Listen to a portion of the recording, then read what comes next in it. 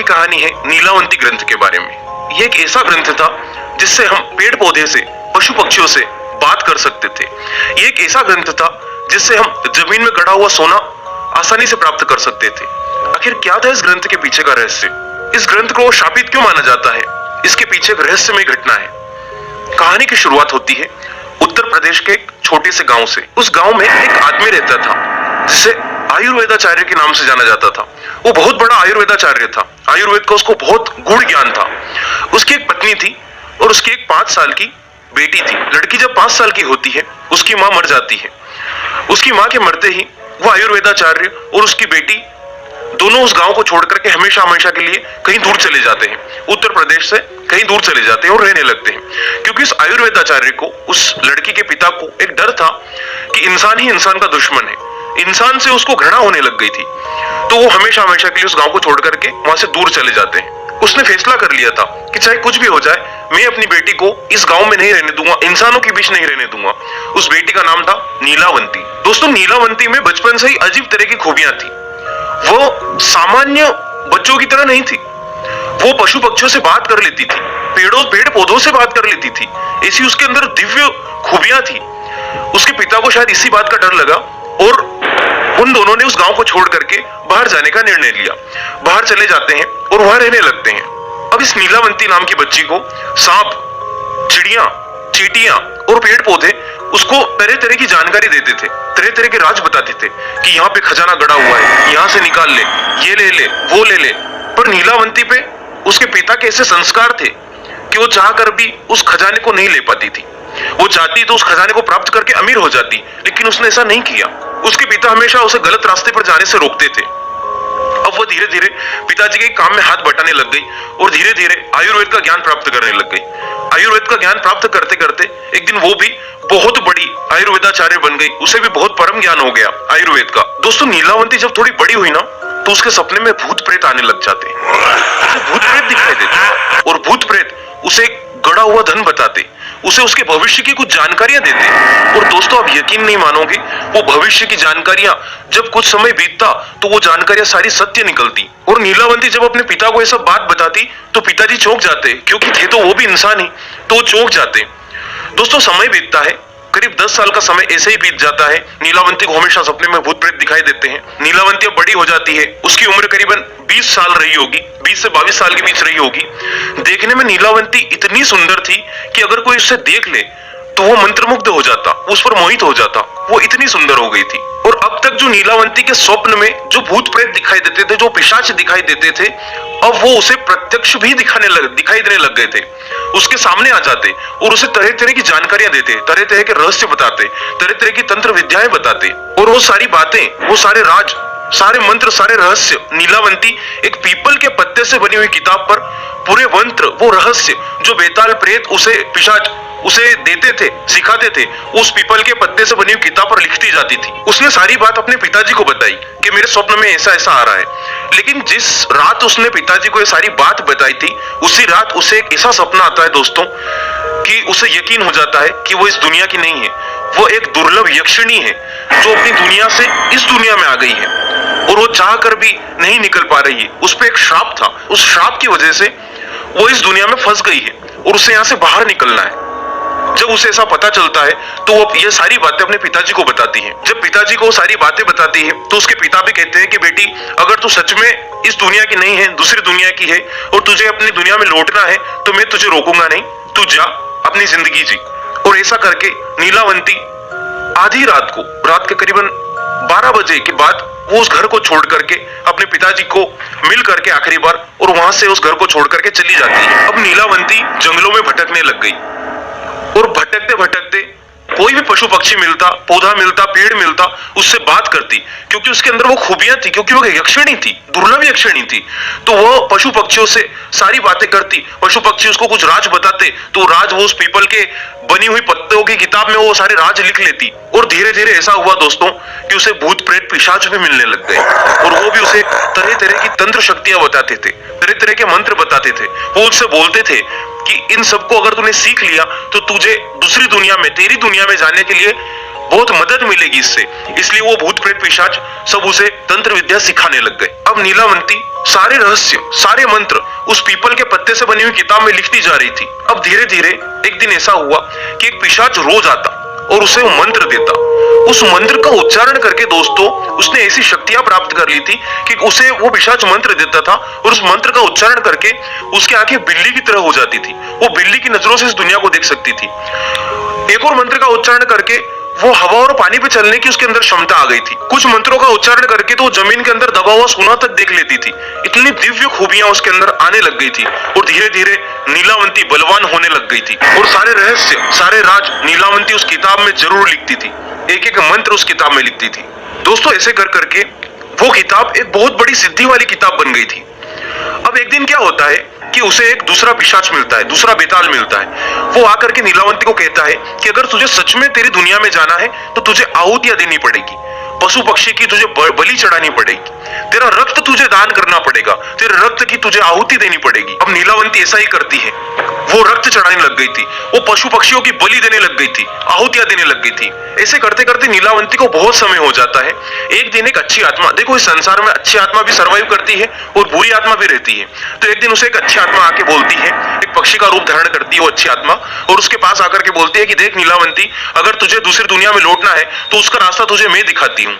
वो अच्छी आत्मा उसे कहती है कि यहाँ से 35 मील दूर पश्चिम दिशा की तरफ एक गांव है, उस गांव में एक बरगद का पेड़ है, उस बरगद के पेड़ में ही तुझे दूसरी दुनिया में जाने का रास्ता मिलेगा। नीलावंती तैयार हो जाती है। वो सोचती है कि रात को जाऊंगी तो सुबह तक उस गांव में पहुंच जाऊंगी। अब वो अपना कुछ सामान इकट्ठा करती है और वो निकल जाती है उस गांव की तरफ। रात का समय था, रास्ते में उसको एक बैलगाड़ी दिखती है।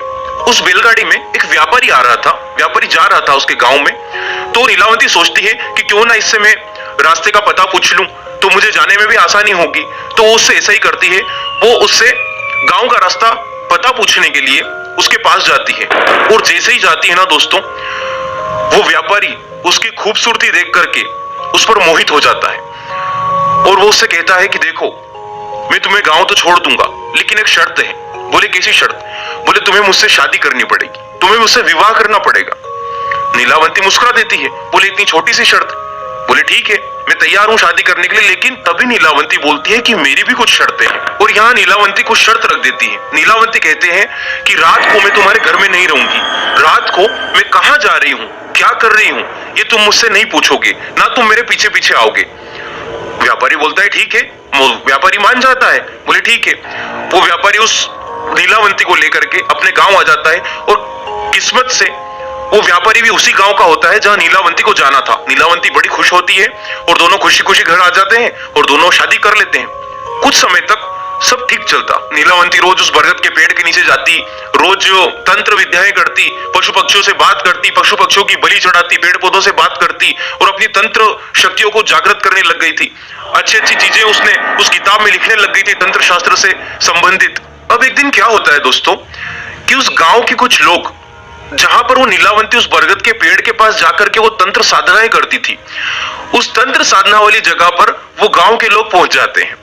और गांव के लोग पहुंचते हैं और देखते हैं कि नीलावंती एक पक्षी की बलि चढ़ा रही होती है। जब उसे वो ये सब करते हुए देखते हैं तो बहुत डर जाते हैं कि ये तो उस व्यापारी की पत्नी है जो यहाँ पर बलि चढ़ा रही है। वो सब डर जाते हैं और वहां से भागते हैं और उस व्यापारी के पास जाते हैं और उससे बोलते हैं कि देख वो तेरी पत्नी नीलावंती वहां पर किसी पक्षी की, पशु की बलि चढ़ा रही है, वो चुड़ैल है, वो तुझे जान से मार डालेगी। ऐसा सब वो गांव वाले उस व्यापारी को बताते हैं। लेकिन दोस्तों व्यापारी को कुछ पता नहीं था कि नीलावंती ऐसी यक्षिणी है। उसे तो बस इतना पता था कि ये हो सकता है अपने रात में अपने घर जाती होगी, अपने परिवारजनों से मिलने जाती होगी, लेकिन उसे ऐसा कुछ भी पता नहीं था। वो अपनी पत्नी का इंतजार करता है, पत्नी आती है।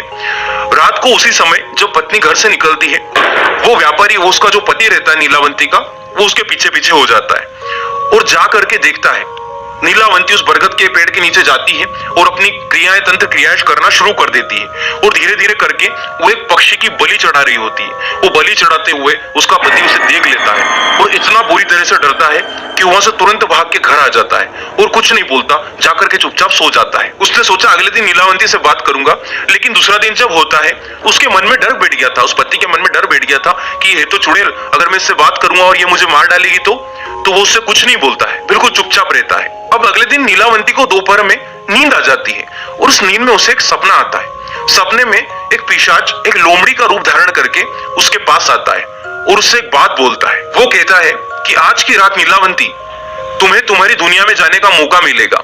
तुम जिस बरगद के पेड़ के नीचे जाती हो ना, उस बरगद के पेड़ के नीचे एक नदी है। उस नदी में एक लाश बहती हुई तुम्हें दिखेगी। उस लाश के ऊपर उसके गले में एक ताबीज बंधा होगा। उस ताबीज को तुम्हें निकालना है। उस ताबीज को तुम जैसे निकालोगी, सामने से तुम्हें एक नाव आती नजर आएगी। उस नाव वाले को तुम्हें वो ताबीज दे देना है और वो नाव वाला तुम्हें दूसरी दुनिया के दरवाजे तक तुम्हें छोड़ देगा। ऐसा कह के वो सपना टूट जाता है। नीलावंती जब जगती है तो बहुत खुश होती है और देखती है कि रात भी हो चुकी है। अब नीलावंती रात का भोजन बनाती है, अपने पति के साथ वो भोजन करती है और अपने पति से बोलती है कि अगर मौका रहा तो फिर मिलेंगे। पति डरा हुआ रहता है लेकिन वो कुछ बोलता नहीं, वो हाँ में सिर हिला देता है और नीलावंती वहां से चली जाती है। अब नीलावंती घर से बाहर निकलती है, उसी बरगद के पेड़ के नीचे जाती है और वहां पर जाकर के उसकी थोड़ी बहुत तंत्र क्रिया करती है और तंत्र क्रिया करके कुछ आहुतियां देती है, उसके रक्त की आहुति देती है और वो इंतजार करती है कि लाश बहकर कब आएगी और वो मंत्र अपनी किताब में लिख रही होती है। कुछ देर में लाश बह के आ जाती है नदी में से। वो जब उस लाश को देखती है तो बड़ी खुश होती है, उसके गले में ताबीज भी था। अब वो यहाँ नीलावंती उस ताबीज को निकालने की कोशिश करती है। वो जैसे उस ताबीज को निकालती है तो ताबीज निकलता नहीं है, उसमें कुछ अजीब तरह से वो बंधा हुआ था उसके गले में, उस लाश के गले में, तो उससे वो निकल नहीं रहा था। एक गठान वो खोल देती है लेकिन जब दूसरी गठान खोलने वो जाती है तो वो निकलती नहीं है। तो नीलावंती सोचती है कि चलो मैं इसको मुंह से खोलने की कोशिश करती हूँ। तो दोनों दांत के बीच में लेके उसे खोलने की कोशिश करती है लेकिन तभी पीछे से वो गांव वाले आ जाते हैं जिन्होंने नीलावंती को आहुति देते हुए देखा था, उस पक्षी की आहुति देते हुए देखा था। वो गांव वाले देखते हैं तो वो क्या देखते हैं, वो सोचते हैं कि नीलावंती कुछ नहीं कर रही है, नीलावंती लाश खा रही है, नीलावंती नरभक्षी है। जब वो ऐसा देखते हैं तो बहुत डर जाते हैं, उनका गुस्सा चरम सीमा पर पहुंच जाता है और सभी गांव वाले जब गुस्से में नीलावंती को मारने के लिए आ ही रहे होते हैं कि देखते हैं कि सामने से उसका पति आ गया और वो पति आकर के नीलावंती को कहता है कि देख नीलावंती, मैं तेरी सच्चाई सारी जान गया हूं, तू एक यक्षिणी है, तू एक चुड़ैल है। और वो ऐसे कहते हुए वो बोलता है कि ला ये ताबीज मुझे दे दे। और वो ताबीज की छीना झपटी में वो जो व्यापारी रहता है, जो नीलावंती का पति रहता है, वो उसका असली रूप दिखाता है। दरअसल ये नीलावंती का जो पति था ये एक पिशाच था। वो पिशाच के रूप में आ जाता है, खूंखार पिशाच के रूप में वो आ जाता है, भयंकर। और गांव वाले जब इन दोनों की लड़ाई को देखते हैं तो गांव वाले बोलते हैं मार डालो इन दोनों को, एक तो चुड़ैल है और एक पिशाच है, दोनों मिलकर के हमारे गांव वालों को खा जाएंगे, हमारे गांव को तबाह कर देंगे लोग, इन दोनों को मार डालो। ऐसा कह करके गांव वाले उनके पीछे दौड़ते हैं, हथियार लेकर के, लाठी तलवार लेकर के उनको मारने के लिए दौड़ते हैं। अब जैसे तैसे करके वो उस पिशाच को पकड़ के मार देते हैं लेकिन नीलावंती अपनी जान बचा करके वहां से भाग जाती है जंगल की तरफ। नीलावंती को सपने में उस साई ने कहा था, उस पिशाच ने कहा था कि नीलावंती तेरे पास सिर्फ एक मौका है दूसरी दुनिया में जाने का, दूसरा मौका तुझे नहीं मिलेगा। अगर एक मौका तूने गंवा दिया तो दूसरा मौका फिर तुझे कभी नहीं मिलेगा। और एक मौका नीलावंती खो चुकी थी। नीलावंती को भागना पड़ा दोस्तों, लेकिन उसका जो पति था वो पिशाच था, वो फिर से जिंदा होकर के नीलावंती के सामने आ जाता है। नीलावंती का पीछा करते करते उसके सामने पहुंच जाता है और कहता है कि देख नीलावंती, मैं तेरी सच्चाई जानता था, अच्छे से जानता था, मुझे इस ताबीज से कोई मतलब नहीं, लेकिन जो एक किताब जो तू इतने समय से लिख रही है ये किताब मुझे दे दे। नीलावंती समझ जाती है कि इस किताब में जरूर कुछ ना कुछ ऐसा है कि अगर इसके हाथ में लग गई, इस दुष्ट के हाथ में लग गई तो ये पूरे समाज को, पूरे संसार को नष्ट कर सकता है, इस पूरी पृथ्वी को तबाह कर सकता है, इस पूरी पृथ्वी पे आतंक मचा सकता है। तभी वह नीलावंती उस खड़े खड़े वही उस किताब को श्राप देती है। वो कहती है कि इस किताब को कोई पढ़ने की कोशिश करेगा, कोई लालची इंसान इसको पढ़ने की कोशिश करेगा तो उसकी तुरंत मृत्यु हो जाएगी। इस किताब को अगर किसी ने आधा पढ़ करके छोड़ दिया तो वो पागल हो जाएगा। ऐसा श्राप देकर के नीलावंती जंगल की तरफ भाग जाती है और वो कहां जाती है कुछ पता नहीं चलता। काफी समय बीत जाता है दोस्तों, नीलावंती ग्रंथ किसी को नहीं मिलता। कुछ समय बाद वो एक साधु महात्मा को मिलता है। वो साधु महात्मा उस किताब को लेकर के आ जाते हैं और उसका वर्णन करते हैं, ताम्रपत्र के ऊपर उस किताब का वर्णन करते हैं, क्योंकि जो भाषा रहती है वो किसी के समझ में नहीं आती है। तो उस किताब का वो वर्णन करते हैं फिर से और उस किताब को ताम्रपत्र के ऊपर पूरा लिखते हैं। और ये किताब सिर्फ किताब नहीं कहलाई, ये ग्रंथ कहलाई, जिसे आज भी नीलावंती ग्रंथ के नाम से जाना जाता है। देखो उन महात्मा को कुछ इसलिए नहीं हुआ क्योंकि उस महात्मा के मन में कोई बुरा विचार नहीं था, उस महात्मा के मन में कोई लोभ लालच नहीं था, इसलिए उन उनको कुछ नहीं हुआ। लेकिन महात्मा जानते थे कि अगर इस किताब को किसी इंसान ने पढ़ा तो सामान्य इंसान कोई भी उसके मन में खोट रहती है तो उसको पढ़ेगा तो मर जाएगा। देखो ना जाने कितने ऐसे लोग थे इस दुनिया में जिनके हाथ में वो नीलावंती ग्रंथ आया और जाने कितने लोग पागल हुए, जाने कितने लोग मरे, कोई कुछ पता नहीं है। लेकिन जब भारत सरकार को इस बारे में पता चला तो उन्होंने इस ग्रंथ को हमेशा के लिए बैन कर दिया। बहुत सारे देशों में ये नीलावंती ग्रंथ आज भी पूर्णतः वर्जित है इसे पढ़ना, इसे देखना तक। क्योंकि दोस्तों नीलावंती ग्रंथ जिसने भी पढ़ा ना, या तो वो पागल हो गया या उसकी मृत्यु हो गई।